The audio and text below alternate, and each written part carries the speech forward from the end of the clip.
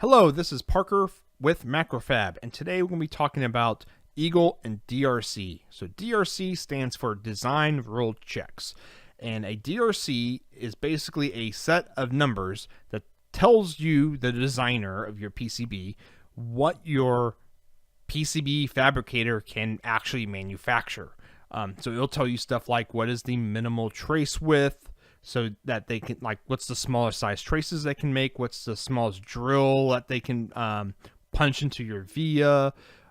It talks about the tolerance of, like, how close can you put copper to the edge of your board before their router will basically chew up your copper. All those kind of little things.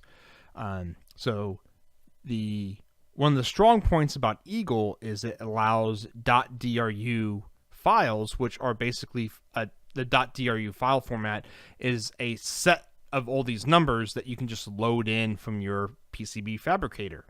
And so you don't have to manually punch in all these numbers for the clearances and stuff like that.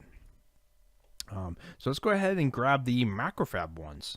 So you find those by going to the knowledge base, which is macrofab.com/help. Go down to EDA Tool Help and open up the Eagle guy. So that's the tool we're using. Scroll down to the design rule check and then open up the GitHub page.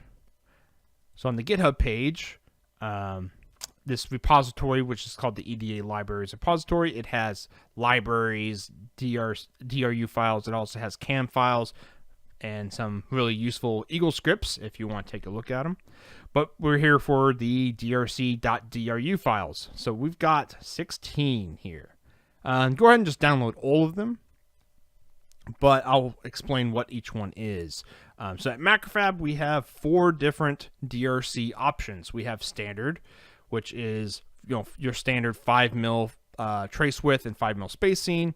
It's 10 mils from the board edge. You've got 12 mil drills. It's the smallest you can go. Pretty standard stuff. If you need smaller traces, like a 3 mil trace, 3 mil spacing, you would go extended here. Now, if you have like micro vias, so you need like a laser to drill out your via, you can go 4 mil drills, which are, third the size as the standard manufacturing. Or if you want the whole kit and caboodle, you can do the extended 4 mil, so you get 3 mil traces and 4 mil drills. So it's pretty small, high-end, really small PCBs where you need the density. And the other thing you'll notice is we have a different .dru file for different layer counts. And so you have to pay attention to that when you're loading in the .dru file into your Eagle account or Eagle Eagle program. The reason is the DRC checker in Eagle also manages how vias are stacked up in multi-layer situations. So like blind and buried vias are specified how they work in the DRC. So let's go take a look back at the board. So we're going ahead and load up. I've already got the MF standard 2-layer, but you basically just click that load button, load in your DRC, hit check. This one, of course, passes because I built it a couple times already. But we're going to move this part over here so it's near the board edge, and the DRC should complain about it right there. So we're just gonna. So basically, it'll show you all the errors, and you can click on them, and it'll zoom in, and you go ahead and fix them all up. So the thing I was talking about earlier, blind and buried vias. So MacroFab's online interface, we currently don't support blind and buried vias. So with the .dru files that we provide, all vias are through-hole vias, so they go all the way through the board. Now, a blind via is a via that only punches through, say, the top layer and goes into a middle layer and then stops. It doesn't go all the way through the board. A buried via is a via that you wouldn't even be able to see if you just looked at the PCB in real life. It only goes in between inner layers. It doesn't punch out of the top and bottom. And so that setup is here. If you want to know more about how to set up blind and buried vias, there's examples down here to make that work. So we'll go ahead and load up a 8-layer DRU file.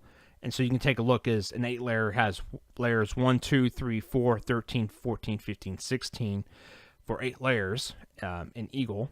And so use these star symbols to denote that they're combined layers for a via. You can use like pluses and colons to denote blind and buried vias and stuff, but the online interface doesn't support it yet, so we can go back to our standard 2-layer, hit apply.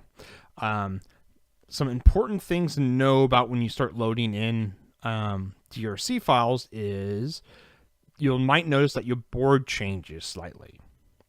This is mainly because of this annular ring settings. MacroFab is at 6. The standard is 6 mil annular ring for pads and vias. So that's like the smallest the ring around a via or pad can be, a through-hole pad. And so it's set to 6 mils. So if you have vias that have smaller annular rings and you load this in, it's actually going to make those annular rings 6 mils. So if you have these vias set to auto diameter, basically, it's going to set that all up for you. So if you notice a little bit of change there when you load it in, that's usually the place to go look is in here. And also the other one, which it doesn't happen as often, but this thermal isolation is, if you have it set to more than this or less than this, it's going to, if you have your thermal isolation set less than 10 mil, it's going to set it to 10 mil. If you have it greater, then it's going to use the greater number. And I think that is going to wrap it up for Eagle and DRC checks. Basically, if you pass your DRC checks, we should be able to manufacture your board in terms of building the actual, FR4 copper board. So till next time, guys, take it easy.